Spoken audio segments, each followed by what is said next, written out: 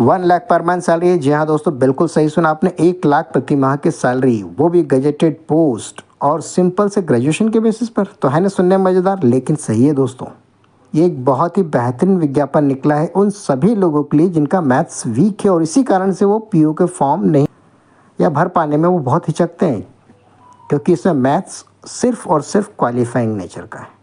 सिर्फ इसमें पास भर होना है, मेरिट में इसकी काउंटिंग नहीं होगी।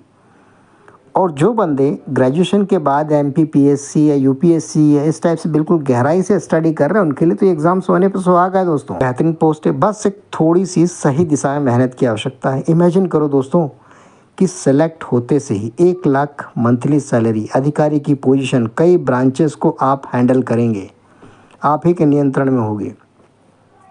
है ना मज़ेदार। तो नमस्कार दोस्तों, स्वागत है आप सभी का आप ही के अपने यूट्यूब चैनल अभयंकर 2 पर। दोस्तों, अभी जिस वैकेंसी के बारे में चर्चा कर रहा हूँ वो है national bank for agriculture and rural development की हाल ही में निकली ही वैकेंसी के बारे में। दोस्तों, नाबार्ड ने अभी हाल ही में एक वैकेंसी निकाली है जो कि 102 पदों के लिए निकाली गई है। नाबार्ड भारत सरकार के स्वामित्व वाली एक ऐसी बैंक है जो कि कृषि और ग्रामीण क्षेत्रों के विकास में महत्वपूर्ण भूमिका निभाती है। तो दोस्तों, यह वैकेंसी बहुत ही शानदार वैकेंसी है उन सभी लोगों के लिए जो कि एमपीपीएससी, यूपीएससी या किसी स्टेट गवर्नमेंट के एग्ज़ाम की प्रिपरेशन कर रहे हैं और भर भर के ज्ञान भरा पड़ा है। तो दोस्तों, आपको बताना चाहूँगा 27 जुलाई से इसके आवेदन फॉर्म भरना स्टार्ट हो चुका है। 15 अगस्त इसकी लास्ट डेट है। तो लास्ट डेट आने से पहले पहले इसके आवेदन ज़रूर भर दीजिए।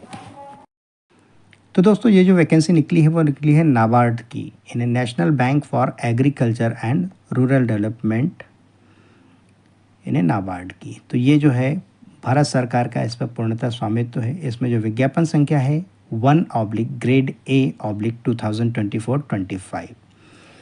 Recruitment to the post of assistant manager in grade A RDBS/राजभाषा। देख लेते हैं इंपॉर्टेंट डेट्स, टाइमलाइंस के बारे में। Online application, registration and payment of online fees intimation charges 27 जुलाई से स्टार्ट होकर 15 अगस्त तक। फेज फर्स्ट यानी प्रीलिम्स की एग्ज़ाम जो होगी, ऑनलाइन एग्ज़ाम होगी 1 सितंबर 2024 के, इसमें टेंटेटिव डेट दे दी गई है। दोस्तों, नाबार्ड की इस वैकेंसी में कुल 2 अलग अलग पद हैं। पहला पद है assistant manager grade A RDBS यानी रूरल डेवलपमेंट बैंकिंग सर्विसेज कि 17 अलग अलग डिसिप्लिन में कुल 100 पदों के लिए वैकेंसी जारी हुई है। और दूसरा जो पद है असिस्टेंट मैनेजर राजभाषा, इसमें कुल 2 पद मिलाकर टोटल 102 पदों के लिए पूरा विज्ञापन जारी किया गया है। इसमें जो प्रथम पोस्ट है असिस्टेंट मैनेजर RDBS जनरल या सामान्य के प्रोफाइल के लिए 50 वैकेंसी है। और इसी पद हेतु शेष बची 50 वैकेंसी में अलग अलग डिसिप्लिन हैं, जैसे कि CA, finance, computer, agriculture, food processing, civil engineering, fisheries, forestry, electrical engineering, computer science and engineering, HR आदि विषयों से संबंधित है। दोस्तों, कहने का तात्पर्य सिर्फ इतना है कि असिस्टेंट मैनेजर RDBS के जो 50 सामान्य या जनरल प्रोफाइल के जो पद हैं उसमें किसी भी विषय में स्नातक न्यूनतम 60% अंकों के साथ में हो या फिर अगर PG किया हो तो 55% अंकों के साथ हो। ये बात कर रहे हैं जनरल कैटेगरी, OBC कैटेगरी और EWS कैटेगरी के लिए। वहीं बात कर लें हम SC और ST साथियों के लिए या फिर PWBD या दिव्यांग साथियों के लिए, तो उन्हें स्नातक में 55% अंक और PG में किया हो तो 50% अंक ही मान्य है, अर्थात 5% अंकों का रिलैक्सेशन मिलेगा। अब बात कर लेते हैं इसमें जो स्पेशलाइज कैटेगरी की जो रिमेनिंग 50 पोस्टें बची हैं उसमें हर कैटेगरी में 1 या 2 पोस्टें हैं। जब जैसे इसमें फाइनेंस में मांगा है तो MBA फाइनेंस है, या फिर CA मांगा गया है, फिर कंप्यूटर साइंस और इंजीनियरिंग में BE मांगा गया है। तो ऐसा हर कैटेगरी के लिए अलग अलग रिस्पेक्टिव क्वालिफिकेशंस हैं जो पद के अनुरूप हैं। सिलेक्शन प्रोसीजर या चयन प्रक्रिया। दोस्तों, इसमें जो चयन प्रक्रिया होगी 4 स्टेप में होगी। पहला होगा प्रीलिम्स एग्ज़ाम, प्राथमिक परीक्षा, मेंस एग्ज़ाम, मुख्य परीक्षा। तीसरा होगा साइकोमेट्रिक टेस्ट यानी मनोवैज्ञानिक परीक्षण। और चौथा और अंतिम स्टेज जो होगा वो होगा साक्षात्कार या इंटरव्यू का। इस तरह से 4 स्टेप में या 4 फेजेज़ में एग्ज़ाम कंडक्ट की जाएगी। बात कर लेते हैं प्रीलिम्स एग्जामिनेशन की। तो इसमें 200 क्वेश्चन आएंगे, MCQ बेस्ड होंगे, 200 नंबरों के रहेंगे, नेगेटिव मार्किंग होगा, बाईलिंगुअल क्वेश्चन होंगे अर्थात हिंदी और इंग्लिश दोनों ही भाषा में क्वेश्चन पेपर होगा। इसके लिए पूरे पेपर को सॉल्व करने के लिए आपको 120 मिनटों का समय दिया जाएगा। इसमें 8 अलग अलग खंड हैं, 8 सेक्शंस हैं, जिसमें स्टार्टिंग 1 to 5, जिसमें पहला है test of reasoning, English language, computer knowledge, quantitative aptitude और डिसीजन मेकिंग। इसमें 100 क्वेश्चन है, 100 मार्क्स के। ये सिर्फ और सिर्फ क्वालिफाइंग नेचर के हैं। इसके नीचे आप देखें नंबर 1 पॉइंट में लिखा हुआ qualifying section, test of reasoning, English language, computer knowledge, quantitative aptitude और डिसीजन मेकिंग के जो क्वेश्चन है वो सिर्फ क्वालिफाइंग सेक्शन के होंगे। इसमें सिर्फ आपको पास होना भर है, मेरिट में इसके नंबर नहीं जुड़ेंगे। अब बात कर लेते हैं मेरिट सेक्शन की, तो वो है 6, 7 और 8। जनरल अवेयरनेस के 20 क्वेश्चन हैं, 20 मार्क्स के। सेक्शन 7 जो है economical and social issues with focus on rural India, ये 40 क्वेश्चन, 40 मार्क्स के। Section 8 agriculture and rural development with emphasise on rural India, 40 question, 40 marks के। तो ये जो सेक्शन है इसमें आधार पे आपकी मेरिट बनेगी और इसमें यदि आप क्वालिफाई होते हैं तो ही आपको अगले स्टेज के लिए कॉल किया जाएगा। दोस्तों इसीलिए कहा जा रहा था अभी तक कि जितने भी मैथ्स में वीक कैंडिडेट हैं उन्हें घबराने की आवश्यकता नहीं, बल्कि एग्ज़ाम में अपीयर होने की ज़रूरत है। और जिन्होंने MPPSC या फिर UPSC में बिल्कुल गहन अध्ययन किया हुआ है उनके लिए तो एग्ज़ाम बहुत ही आसान है, बहुत ही आसान होगा उनके लिए एग्ज़ाम को क्रैक करना। तो दोस्तों यदि आप इस तरह की तैयारी में पहले से जुटे हुए हैं तो बहुत सुनहरा मौका आप सभी के लिए। प्रीलिम्स के बाद मैनेजर की जो जर्नलिस्ट, स्पेशलिस्ट और राजभाषा तीनों के ही एग्ज़ाम की जो पैटर्न है थोड़ा उसमें बदलाव होगा। पहला पेपर तो कॉमन होगा, लेकिन जो अगले पेपर दूसरा नंबर का जो पेपर है उसमें बदलाव रहेगा। बात कर लेते हैं main examination for the post of journalist की। दो पेपर होंगे। पहला paper general English online descriptive type का होगा, कंप्यूटर पर लिया जाएगा। डिस्क्रिप्टिव टाइप का होगा जिसमें जो आंसर होंगे आपको कीबोर्ड्स के माध्यम से टाइप करने होंगे। 3 क्वेश्चन पूछे जाएंगे, इसमें 100 मार्क्स के होंगे, उसके लिए 90 मिनट का समय आपको दिया जाएगा। वहीं जो दूसरा पेपर होगा वो होगा economic and social issues and agriculture and rural development. इनसे रिलेटेड क्वेश्चंस पूछे जाएंगे जो कि ऑब्जेक्टिव भी होंगे और डिस्क्रिप्टिव टाइप भी होंगे इसमें क्वेश्चंस।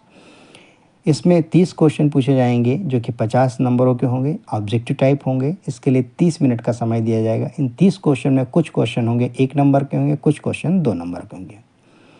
ठीक है। वहीं आप बात कर लेते हैं डिस्क्रिप्टिव टाइप के जो क्वेश्चन होंगे। इसमें 6 क्वेश्चन पूछे जाएंगे जिसमें से आपको किन्हीं 4 क्वेश्चन को अटैम्प्ट करना होगा। इन क्वेश्चन में से 2 क्वेश्चन जो होंगे वो 15 अंकों के होंगे और अगले जो 2 क्वेश्चन होंगे वो होंगे 10-10 अंकों के। इस तरह से टोटल 50 मार्क्स के क्वेश्चन पूछे जाएंगे और 90 मिनटों का समय दिया जाएगा। इसमें जो डिस्क्रिप्टिव आंसर्स हैं वो आपको कंप्यूटर के कीबोर्ड से टाइप करके लिखना होंगे। बात कर लेते हैं man examination for the specialist. पहला पेपर कॉमन जनरल इंग्लिश का online descriptive, 3 question, 100 marks, 90 minutes. Descriptive answer आपको कंप्यूटर के माध्यम से देना है टाइप करके। Paper 2 stream specific paper. आप जिस भी भाषा में विशेषज्ञता है उसके आधार पर क्वेश्चन होंगे। क्वेश्चन पूरा पेपर जो होगा 2 टुकड़ों में बटा होगा, ऑब्जेक्टिव और डिस्क्रिप्टिव। ऑब्जेक्टिव 30 क्वेश्चन 50 मार्क्स के होंगे, 30 मिनट का समय मिलेगा। और इसके बाद जो डिस्क्रिप्टिव होगा उसमें 6 क्वेश्चन पूछे जाएंगे जिसमें से आपको 4 के जवाब देने हैं। शुरू के 2 क्वेश्चन 15 मार्क्स के होंगे, अगले 2 क्वेश्चन 10 मार्क्स के होंगे। इसके लिए 90 मिनट का समय लिया जाएगा। ठीक वही स्थिति राजभाषा के लिए रहेगी। पेपर 1 और 2 general English first paper online descriptive, 3 question, 100 marks, 90 minute. Descriptive answer type करके आपको देना है जवाब। वहीं पेपर 2 स्ट्रीम स्पेसिफिक पेपर होगा, ऑब्जेक्टिव भी रहेंगे, डिस्क्रिप्टिव भी होगा। 30 मार्क्स, 50 क्वेश्चन, 30 मिनट्स का इसमें ऑब्जेक्टिव टाइप क्वेश्चन रहेगा। डिस्क्रिप्टिव 6 क्वेश्चन जिसमें से 4 के जवाब देने होंगे। 4 में से स्टार्टिंग 2 15-15 अंकों के होंगे, लास्ट के 2 10 मार्क्स के होंगे। इस तरह से 50 क्वेश्चन करना, 50 अंकों के लिए आपको 90 मिनट का समय दिया जाएगा। डिस्क्रिप्टिव क्वेश्चन आपको टाइपिंग के माध्यम से लिखने हैं जो कि कीबोर्ड के माध्यम से आपको टाइप करने होंगे। इसमें क्वालिफाई करने के बाद आप साइकोमेट्रिक टेस्ट के लिए क्वालिफाई हो जाते हैं जो सभी के लिए मैंडेटरी है, आवश्यक है, ज़रूरी है। ये पूरी तरह एमसीक्यू बेस्ड रहेगा, मल्टीपल चॉइस क्वेश्चन होंगे, 90 मिनट्स का टाइम दिया जाएगा इसके लिए, और इसमें जो सेलेक्ट हो जाते हैं देन उसके बाद उनको बुलाया जाएगा इंटरव्यू के लिए, और इंटरव्यू के जो अंक होंगे वो 50 अंक होंगे, 50 अंकों के लिए इंटरव्यू कॉल करेंगे। तो इस तरह से टोटल 4 स्टेप में से पूरी सिलेक्शन प्रोसीजर होगी। इसके बाद डॉक्यूमेंट वेरिफिकेशन, मेडिकल वगैरह की प्रोसेस करके ज्वाइनिंग दे दी जाएगी। बात कर लेते हैं आयु सीमा के बारे में। तो दोस्तों, जो भी इस आवेदन को भरना चाहता है उसकी न्यूनतम आयु 21 वर्ष हो और अधिकतम आयु 30 साल हो, इससे ज़्यादा नहीं होना चाहिए। और ये जो आयु है 1 जुलाई 2024 की स्थिति में होना चाहिए। मतलब जो कैंडिडेट 2 जुलाई 1994 से पहले पैदा हुआ है वो आवेदन नहीं कर सकता है, और जो कैंडिडेट 1 जुलाई 2003 के पश्चात पैदा हुआ है वो भी इसमें आवेदन नहीं कर सकता है। इस बीच के जितने भी कैंडिडेट हैं वही आवेदन कर पाएंगे। ये तो होगी बेसिक एज लिमिट। इसके बाद ओबीसी कैंडिडेट को इसमें 3 साल का अपर एज लिमिट में रिलैक्सेशन है। वहीं एससी और एसटी कैंडिडेट के लिए 5 साल का एक्सपेक्टेशन दिया हुआ है। पीडब्ल्यूबीडी या दिव्यांग कैंडिडेट्स के लिए 10 साल का दिया हुआ है। इसी तरह से कुछ क्लासेस और हैं। डेट पहले ही दे दी गई है, 1 सितंबर 2024 को इसमें प्रीलिम्स एग्ज़ाम की डेट डिसाइड हो चुकी है। उसके सेंटर की लिस्ट भी दी जा चुकी है। हर स्टेट में प्राय 3 से 4 अलग अलग जगह सेंटर दिए गए हैं। एमपी के केस में देखिए, मध्य प्रदेश में उज्जैन, सागर, भोपाल, ग्वालियर, इंदौर, जबलपुर और सतना को केंद्र बनाया जाएगा प्रीलिम्स एग्ज़ाम के लिए। वहीं बात कर लेते हैं मेन एग्ज़ाम के लिए, तो यहाँ पर हर स्टेट की कैपिटल में बनाया गया है।